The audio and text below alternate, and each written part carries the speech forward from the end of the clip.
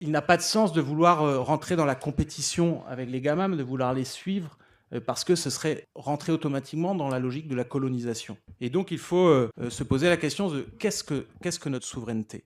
La première condition de la souveraineté que rappelle Cédric Durand, que nous on rappelle, qui est au cœur de l'avenir en commun, c'est de rappeler que la souveraineté, c'est pas que les États, mais c'est aussi le peuple. Et donc on doit partir des besoins. Partir des besoins, c'est l'une des conditions pour ne pas confondre souveraineté et accumulation de puissance délirante sans autre finalité que de prendre quelques miettes aux seigneurs de la tech, quelques miettes qui profiteraient aux élites provinciales françaises ou européennes. Donc, ça est également redéfinir la question de la puissance. Il y a un lien entre la souveraineté et la puissance.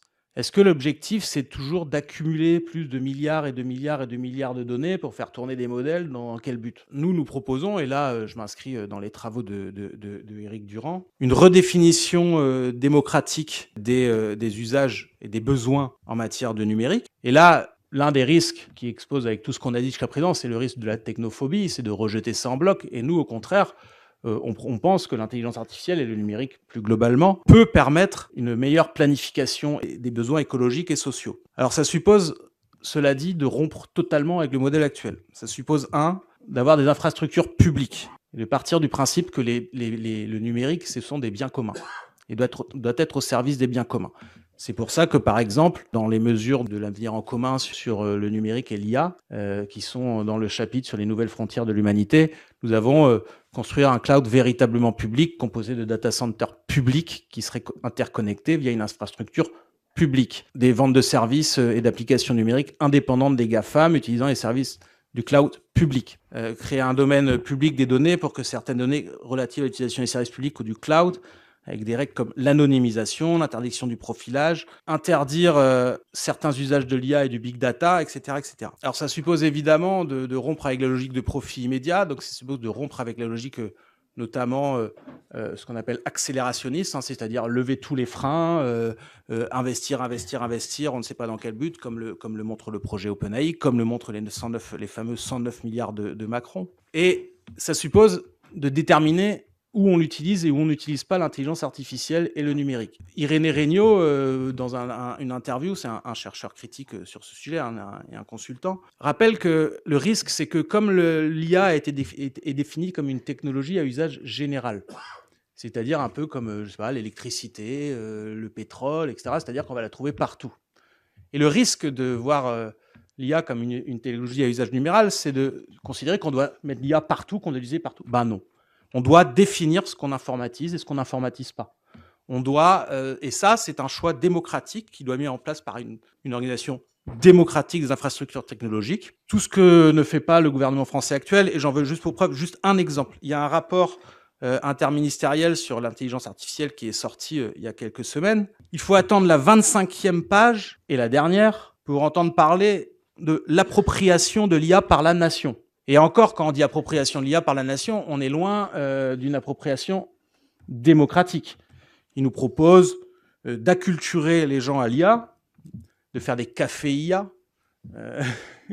donc de diffuser la bonne parole, une vision complètement fétichiste. On ne sort pas d'une vision complètement fétichisée de l'IA qui serait par essence la solution à tout, la solution à la croissance, la solution d'abord, est-ce qu'il faut encore de la croissance, c'est un autre sujet. Enfin non, c'est au cœur du sujet d'ailleurs. La solution à tous les problèmes démocratiques, la solution à tous les problèmes professionnels et du travail, etc., etc. Vision complètement fantasmatique développée par la big tech américaine. Et donc la souveraineté numérique doit être populaire et démocratique. Voilà, donc c'est la condition. Alors j'avais proposé un passage sur comment y arriver, comment gagner le rapport de force, mais ça on pourra peut-être le voir plus tard. Bon, je pense quand même que si c'est possible de résumer en quelques mots, minutes, je crois qu'il a ça intéresse tout le monde. L'un des enjeux, parce que bon, on a donc dans la suite de nos propositions, on voit bien qu'on veut plus de sobriété énergétique, notamment garantir des données des services publics français, des entreprises essentielles sur des serveurs de droit français. Je le dis, mais là, je viens de poser une question écrite encore hier pour demander à Elisabeth Borne comment se fait-il que l'Éducation nationale a passé un contrat énorme avec Microsoft, et l'école polytechnique vient de passer un contrat énorme avec Microsoft, alors que les services, notamment l'ANSSI, etc., l'Agence nationale de sécurité informatique, les systèmes d'information déconseillaient cela. Donc on est loin du compte. L'une des solutions l'une des conditions pour réussir à vaincre, parce que le défi est énorme, c'est évidemment d'abord de gagner les élections. Ça c'est clair. Enfin, faut rien attendre les dirigeants actuels et encore plus et ceux du Rassemblement national ont la même position sur ce sujet, sont dans un fétichisme technologique, sont dans une vision complètement solutionniste où l'intelligence artificielle va résoudre tout. Et on reviendra plus tard peut-être sur la question de la régulation. Ils ont plus une vision ultra sécuritaire et très dangereuse et liberticide. Donc il s'agit évidemment de gagner les élections, mais une fois qu'on a fait ça, il faut pouvoir s'appuyer parce qu'on a affaire à un adversaire extrêmement puissant. Enfin, je ne vous fais pas un dessin sur les big tech états-uniennes qui sont de fait, qui entourent Donald Trump. Il faut utiliser, d'abord s'appuyer sur une réappropriation populaire, impliquer tout le monde dans cela et pas en faire une affaire d'experts, mais également, surtout peut-être, voir les fragilités du modèle techno-féodal. Malgré son apparente domination sans partage, c'est un modèle qui a des fragilités. D'abord, il y a des désaccords internes. Aux États-Unis, on peut pas, je ne sais pas s'ils vont pouvoir éternellement liquider 10, 20, 30, 40 000 postes de fonctionnaires dans tel ou tel secteur sans qu'à un moment donné, ça crée une levée de bouclier et une opposition. Il y a des secteurs de l'industrie sur lesquels nous devons nous appuyer. Il y a des secteurs entiers de l'industrie française qui réalisent que leur dépendance aux GAMAM et aux solutions des GAMAM est désastreuse et peut signifier leur perte à terme, qui ont parfaitement compris qu'il fallait absolument héberger leurs données sur des clouds qui ne soient pas sous législation américaine, etc. La prise de conscience a été prise dans les très plus grandes entreprises, pas toutes.